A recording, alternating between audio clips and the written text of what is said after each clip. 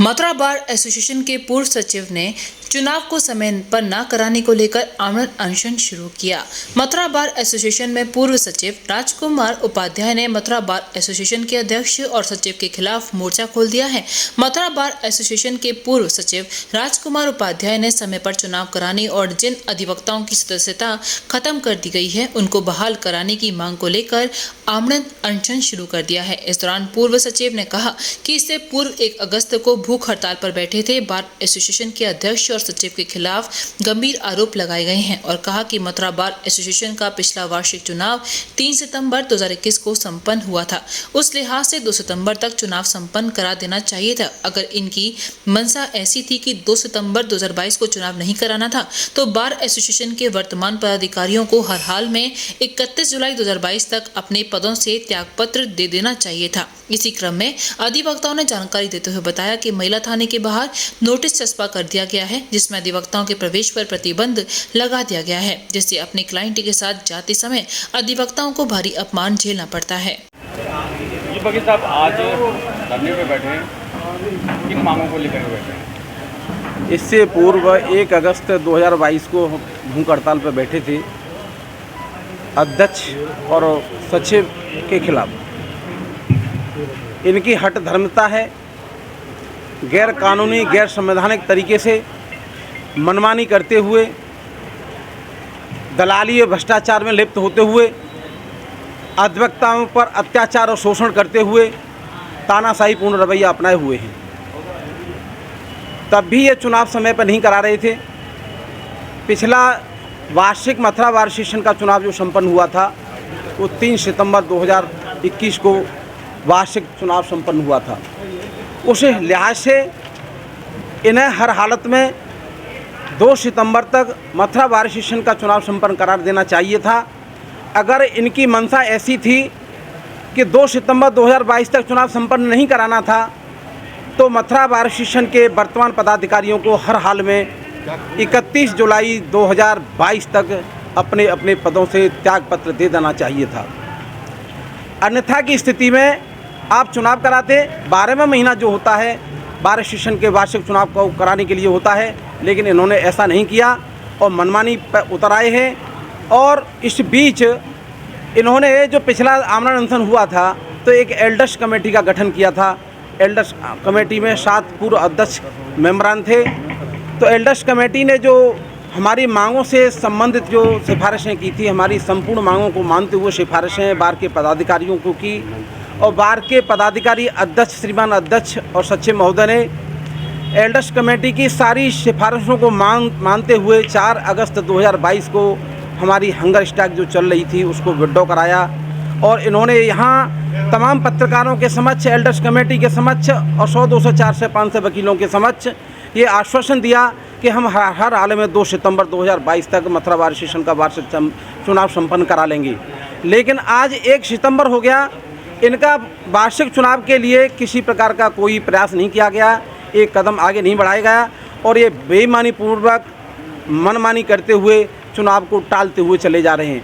ऐसी स्थिति में इनके विरुद्ध हम 8 अपनी मांगों को लेकर के भूख हड़ताल पर पुनः बैठे हुए हैं, जिसमें कि मथुरा बार एसोसिएशन का वार्षिक चुनाव तत्काल 15 दिन के अंदर कराया जाना और जो इन्होंने बिना उचित कारण के अधिवक्ता साथियों को बेवजह का निलंबन किया, बेवजह का नोटिस दिया, उनकी तत्काल निलंबन निष्कासन रद्द हो और बिना शर्त इनका निलंबन रद्द होकर के इनकी सदस्यता बहाल हो। जो हमारे ऐसे अधिवक्ता साथी जो 25-50, 150 ऐसे अधिवक्ता साथी हैं जो नियमित प्रैक्टिस करते हैं, द्वेषवश इन्होंने उनकी वार्षिक फीस जमा नहीं की है, ऐसे लोगों की तत्काल फीस जमा हो।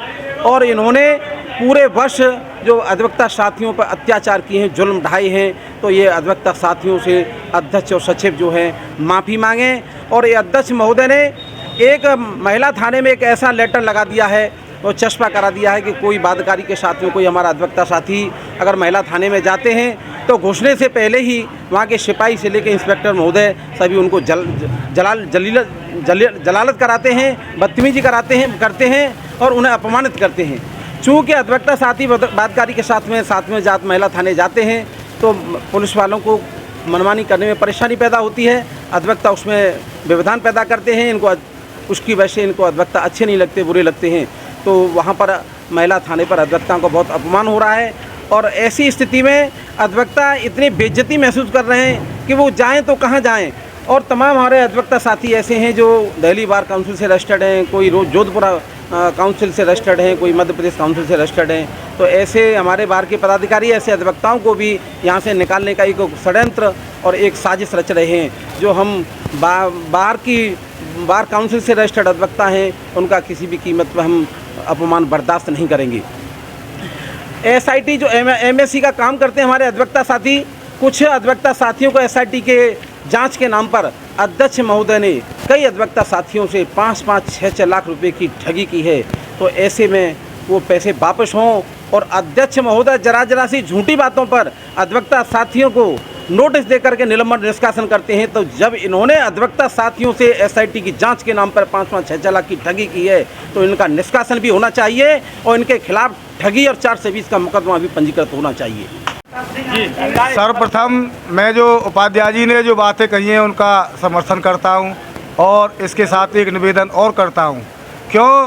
पहले तो अध्यक्ष, सेक्रेटरी और ये पूरी रिजीम कल अपना कार्यकाल छोड़े, अपने पद को छोड़े, क्योंकि इनको 1 साल हो चुके हैं। हमारे संविधान के अनुसार जो चुनाव होता है वो 1 साल के लिए ही होता है। आप 1 साल से ज़्यादा अपना समय क्यों बढ़ाने में लग रहे हो?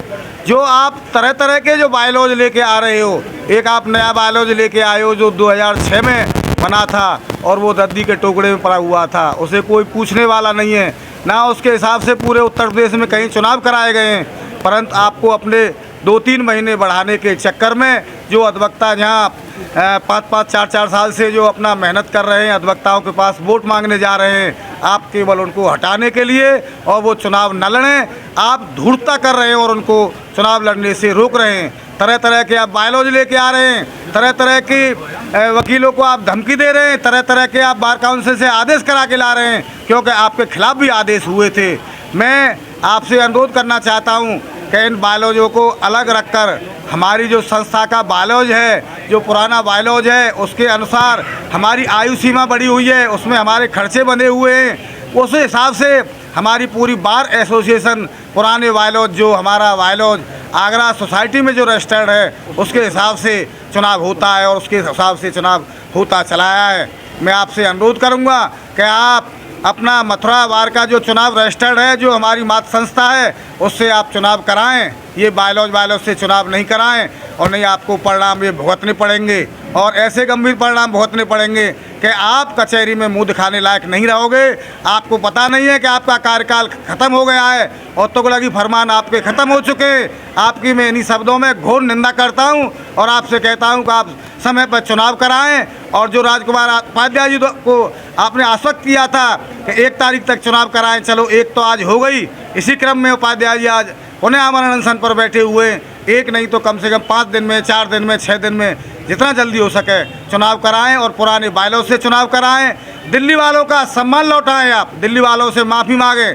हमारे 50-50 साल के अधिवक्ता, कोई दिल्ली से रजिस्टर्ड है, कोई जोधपुर से रजिस्टर्ड है, उनसे आप माफ़ी मांगें। उनके आप अध्यक्ष जरूर हैं पर उनके सामने आप बच्चे हैं। आप बच्चों की तरह, जिस तरह आप गलती कर रहे हैं, दिल्ली वालों से आप बच्चों की तरह गलती करके और उनसे माफ़ी मांगें और उनका सम्मान वापस करें। और जो डेली प्रतिदिन आप उनको प्रताड़ित कर रहे हैं, उस प्रताड़ना को बंद करें। जय हिंद, जय भारत।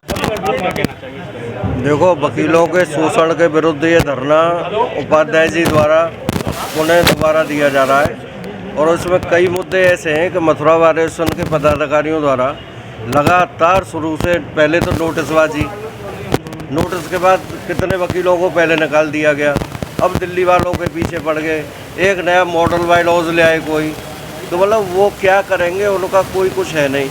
मथुरा बार के टुकड़े टुकड़े करना चाहते हैं, मथुरा बार के प्रत्येक सदस्य को अपमानित करना चाहते हैं, पता ही नहीं लगता है। ऐसा अध्यक्ष हमने आज तक नहीं देखा कि जो स्विच ऑफ करके घर पड़ा हो। अरे तुम बहुत बड़े पहलवान मान लो तो यहाँ हो ना, बाहर के ऑफिस में आओ ना, मुझे बैठे भाई, यहाँ पे आओ और यार फेस करिए आप समस्याओं का। आप बहाना बनाते हैं कि मैं बीमार हूँ, मैं ये हो गया है, कुछ नहीं हुआ है। आप भ्रष्टाचार में खंड तक संलिप्त हैं और आप द्वारा एक भी काम वकीलों के हित में आज तक नहीं किया गया।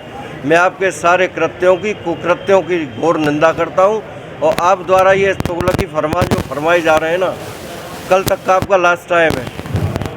आपका बहुत बढ़िया सम्मान ये है कि आप कल चुपचाप अपने इस्तीफा दें, अपने पद को छोड़ें। मथुरा बार का जो गला घोंट रखा है ना, यहाँ पे बहुत बड़े बड़े तुगलक आए, लेकिन यह आम सदस्य जिंदाबाद था, जिंदाबाद है और रहेगा। हमारे अधिवक्ता साथी राजकुमार उपाध्याय जी पूर्व सचिव रहे हमारी बार के।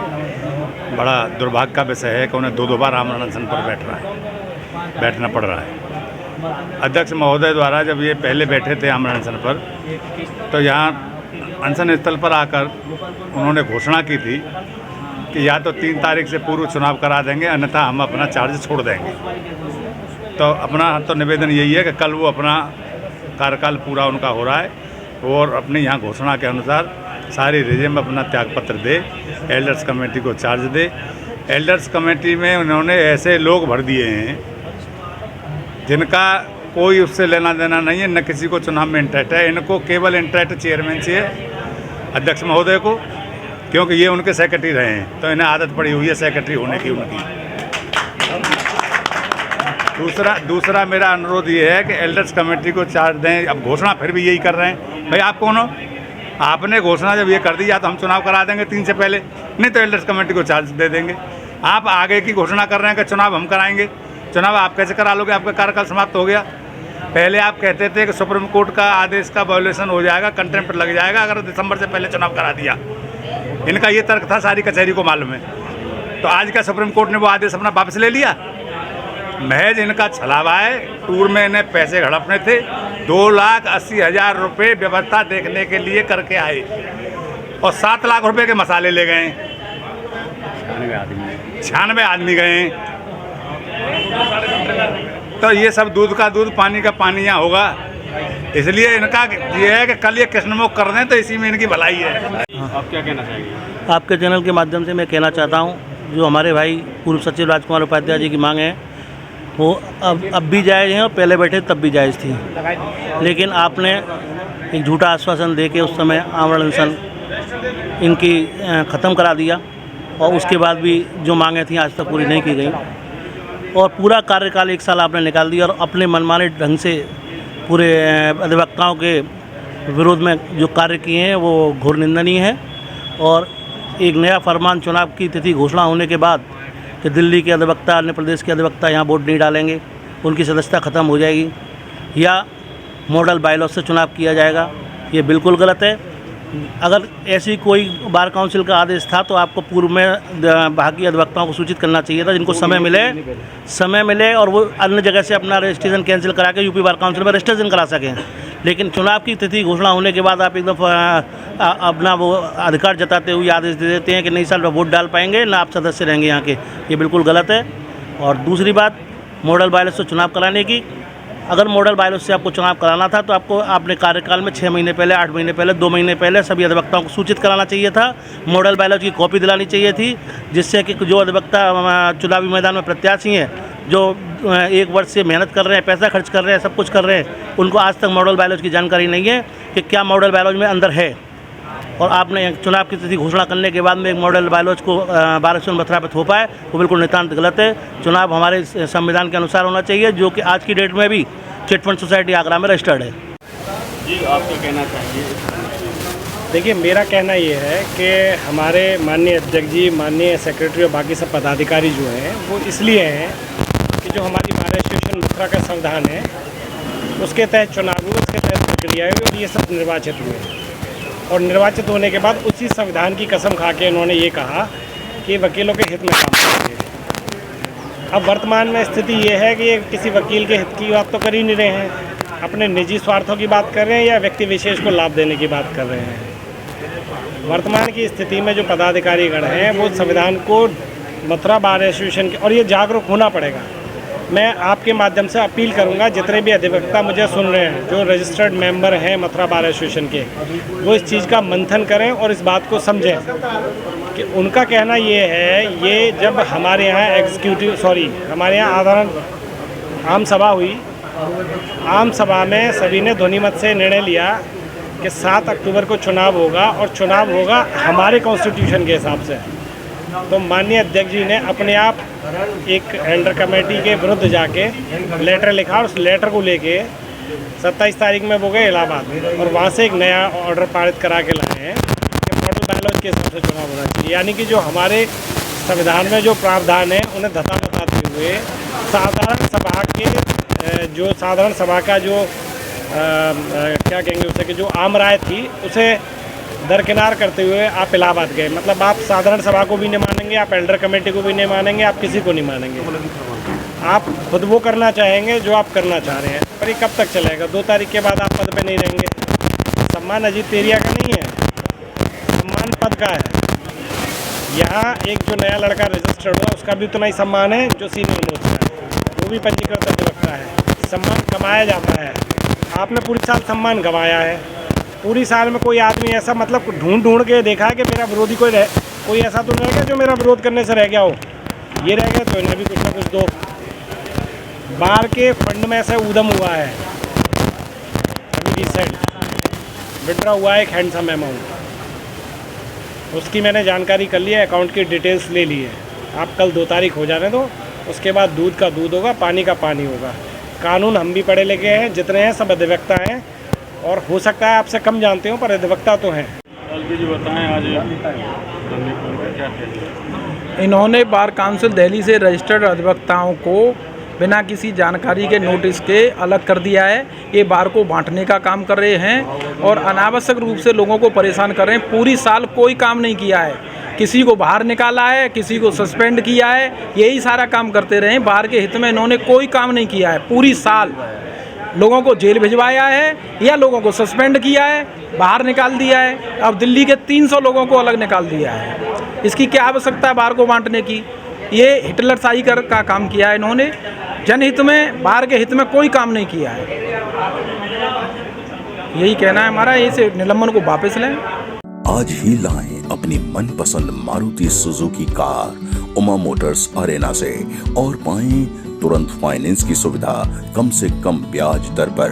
साथ में आपकी पुरानी गाड़ी की सबसे ज्यादा एक्सचेंज कीमत पाएं ट्रू वैल्यू में। नंबर नोट करें 9997682222।